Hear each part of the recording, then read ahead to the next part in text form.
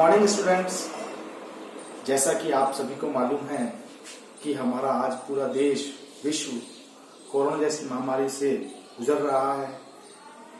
आज हम अपने घरों में बंद हैं और सरकार के आदेश अनुसार लॉकडाउन जब तक चलेगा जब तक हम अपने घरों में ही रहें। इस भयंकर महामारी से बचने के लिए जैसा आप न्यूज़पेपर में, अखबार में, टीवी में, विज्ञापनों में आप देख ही रहे हैं कि निरंतर सैनिटाइज करें, अपने मुंह पर मास्क लगा के रखें, निरंतर हाथों को धोते रहें, गर्म पानी का लगातार सेवन करें, इत्यादि क्रियाएं अपने शरीर में इम्यूनिटी पावर को बढ़ाने का जो खान पान है उस प्रकार का सेवन करें। घर से बाहर बिल्कुल ना निकलें। अगर कोई विशेष आवश्यकता है तो ही घर से बाहर निकलें, अन्यथा आपको घर से बाहर निकलने की कोई आवश्यकता नहीं है। इसी के लिए सरकार ने हमें घर बैठे ऑनलाइन पढ़ाई करने के निर्देश दिए हैं। आज से हम कक्षा 9th विषय की गणित विषय का अध्ययन निरंतर करेंगे। तो स्टूडेंट्स, हम आपको कुछ आपकी किताब से संबंधित बातें आज समझाएंगे, डेफिनेशंस वगैरह। उसके बाद आपको कुछ क्वेश्चन देंगे, आप उसको निरंतर घर बैठे अभ्यास करेंगे ताकि हमारा जो समय है वो उस समय का दुरुपयोग ना हो, हम उस समय का सदुपयोग कर सकें। देखिए, हम अपने अध्याय 1 की बात करें। पिछले साल कक्षा 9th में अध्याय 1 वैदिक गणित था। इस साल उसको चेंज कर दिया गया है। अब नया अध्याय 1 संख्या पद्धति आया है। उसके लिए हम कुछ आपको डेफिनेशन समझाएंगे। देखिए, पहला अध्याय है संख्या पद्धति, जिसमें मैंने आपको कुछ डेफिनेशन यहाँ पे लिखी है। परिमेय संख्या। देखिए, परिमेय संख्या क्या होती है? What is rational number? परिमेय संख्या क्या है? परिमेय संख्या वे संख्याएं जिन्हें हम p/q के रूप में लिख सकते हैं। वे संख्याएं जिन्हें हम p/q के रूप में लिख सकते हैं वे परिमेय संख्याएं कहलाती हैं। जहां q नॉट इक्वल टू 0 अर्थात हर कभी भी 0 नहीं होता है, एवं p और q पूर्णांक होते हैं। पूर्णांक का मतलब कि धनात्मक भी हो सकते हैं और ऋणात्मक भी हो सकते हैं। जैसे मैंने यहां लिखा परिमेय संख्याएं, वे संख्याएं जिन्हें हम p/q के रूप में लिख सकते हैं, लिखा जा सकता है, परिमेय संख्याएं कहलाती हैं। जहां p और q पूर्णांक होते हैं एवं q नॉट इक्वल टू 0। पूर्णांक का मतलब मैंने अभी आपको बताया था कि पूर्णांक का मतलब धनात्मक और ऋणात्मक। संख्याएं माइनस में भी हो सकती हैं और प्लस में भी हो सकती हैं। अपन उदाहरण देकर के उसकी बात करें तो 5/4 देखो p/q के रूप में लिख सकते हैं। इसे हम p/q के रूप में लिख सकते हैं। ये p/q के रूप में तो माइनस में भी होते हैं, मान परिमेय संख्या माइनस में भी होती है। 0/5 0 भी एक परिमेय संख्या है, ध्यान रखना। अभी आपको समझाऊंगा। 0 भी क्या एक परिमेय संख्या का उदाहरण है। बड़े बड़े कंपटीशनों के एग्जाम में पूछा जाता है, ऑप्शंस दे करके बताइए, 4 ऑप्शंस दे दिए और उसमें इस प्रकार के दे दिए, उसमें 0 भी एक ऑप्शन दे दिया। ठीक है, तो 0 भी एक क्या है? परिमेय संख्या है। √25 कैसे है? क्योंकि √25 का मान 5 होता है। 5 को अपन 5/1 लिख सकते हैं, उसको हम p/q के रूप में लिख सकते हैं। इसी के क्रम में आगे अपरिमेय संख्याएं, वे संख्याएं जिन्हें हम p/q के रूप में नहीं लिख सकते, अपरिमेय संख्याएं कहलाती हैं। यहां भी q नॉट इक्वल टू 0 अर्थात परिमेय हो या अपरिमेय, हर कभी भी 0 नहीं होगा। इसके अपन एग्जांपल्स की बात करें तो देखिए, √2, √3, √5 और 1.10, 100, 100, डॉट डॉट डॉट, यानी कि यहाँ पे किसी भी अंक की पुनरावृत्ति नहीं हो रही, तो वो भी क्या होते हैं? अपरिमेय संख्याएं कहलाएंगी। अब देखो, यहाँ पे मैंने पाई लिखा है। पाई एक इंपॉर्टेंट पार्ट है। पाई क्या है? अपरिमेय संख्या है।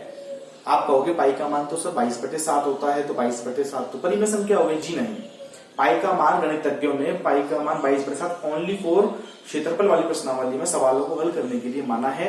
एक्चुअल में पाई का जो मान होता है वो होता है 3.14। आगे उसमें और संख्या आती रहती है, किसी भी संख्या को रिपीटेशन नहीं होता है, इसलिए पाई का मान क्या है? 3.14। कुछ आगे संख्या आती है वह पाई है। तो पाई क्या है? अपरिमेय संख्या का उदाहरण है। आप इसको नोट कर लीजिएगा।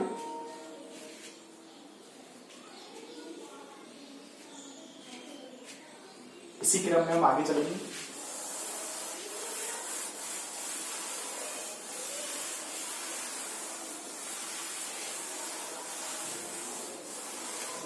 परिमेय और अपरिमेय संख्या। अब जैसे हमारे पास कोई क्वेश्चन आ जाता है, पहला क्वेश्चन 3/5 व 4/5 के मध्य 3 परिमेय संख्याएं रखी।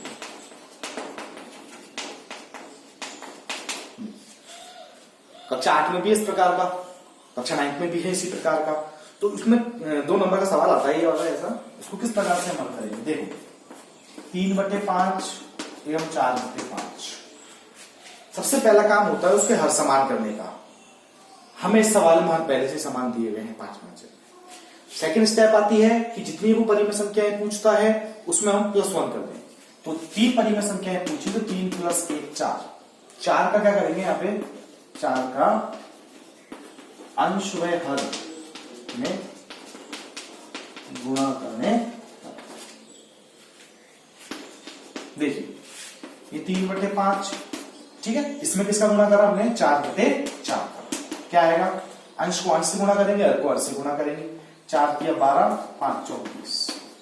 इसी प्रकार 4/5 इसमें भी किसका गुणा होगा, 4/4 का। 4 × 16 5 × 20। इसके बीच में अनंत परिमेय संख्याएं हैं। हमसे केवल कितनी पूछी प्रश्न में, 3 परिमेय संख्या। 3 परिमेय संख्या लिख लीजिएगा। 12 के बाद क्या आता है, 13, 13/20, 14/20, 15/20, ऐसे कहां तक की है, ये 3 परिमेय संख्या। ये इसका आंसर हो गया। That's clear. अब मैं इसका आधारित कोई क्वेश्चन दूंगा जो आपको सॉल्व करके देखेंगे। फिलहाल आप इसको नोट कर लीजिएगा।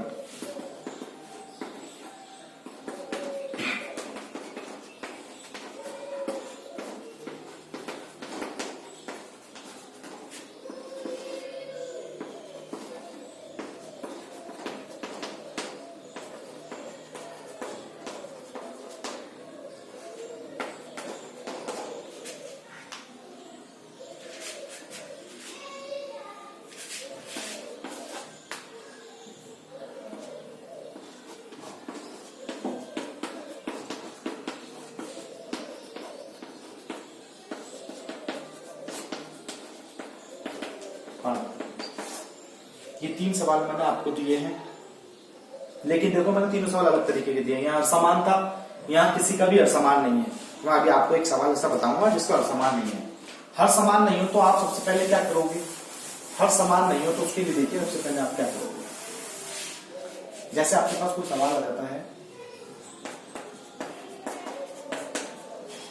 4 के बीच में 3 परिमेय संख्या, देखिए दोनों बार अलग अलग है।